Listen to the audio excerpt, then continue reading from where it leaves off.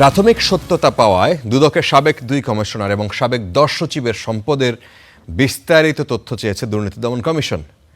অভিযোগ এসেছে 2018 সালে রাতের ভোটের কারিগর হিসেবে ধানমন্ডিতে বিলাসবহুল ফ্ল্যাট তাদেরকে বরাদ্দ দেওয়া হয়।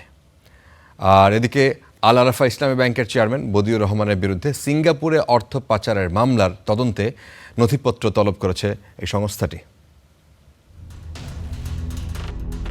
2018 সালের জাতীয় নির্বাচন পরিচিতি পেয়েছে রাতের ভোট হিসেবে। অভিযোগ রয়েছে সেই বৈতরণী পার করার পুরস্কার হিসেবে সচিব পদমর্যাদার 12 জনকে শত কোটি টাকায় 14 তলা ভবন নির্মাণের অনুমোদন দেন ক্ষমতাচ্যুত প্রধানমন্ত্রী শেখ হাসিনা। 2024 সালে ভবনটির নির্মাণ কাজ শুরুও করে গণপূর্ত মন্ত্রণালয়। জুলাই গণঅভ্যুত্থানের পর তদন্তে ঘটনার সত্যতা পায় দুদক। নির্মাণাধীন 23টি ফ্ল্যাটের 12টি পাওয়ার কথা ছিল দুদকের আলোচিত সাবেক কমিশনার মোজাম্মেল হক ও জহুরুল হক সহ 12 সচিব পদমর্যাদার কর্মকর্তার। তবে গত বছর এ বরাদ্দ বাতিল করেছে গণপূর্ত মন্ত্রণালয়। এ ঘটনায় মামলা দায়েরের পর এবার 10 সচিবের বিরুদ্ধে সম্পদ বিবরণীর নোটিশ জারি করেছে দুদক।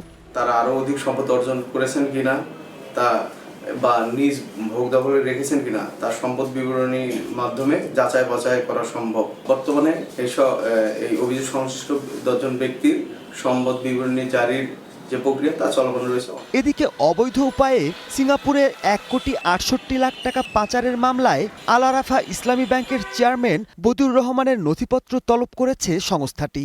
সিঙ্গাপুরে পাচারপূর্বক একটি MS real maritime private limited নামে কোম্পানি প্রতিষ্ঠা করেছেন। চেয়ারম্যান আল আরাফা ইসলামী ব্যাংক PLC বরাবর রেকর্ডপত্র সংগ্রহের জন্য পত্র প্রেরণ করা হয়েছে। 8 বছর আগে দায়ের হওয়া মামলায় বদিউর রহমান সিঙ্গাপুরে প্রতিষ্ঠান খুলে অর্থ পাচার করেছেন বলে অভিযোগ করা হয়।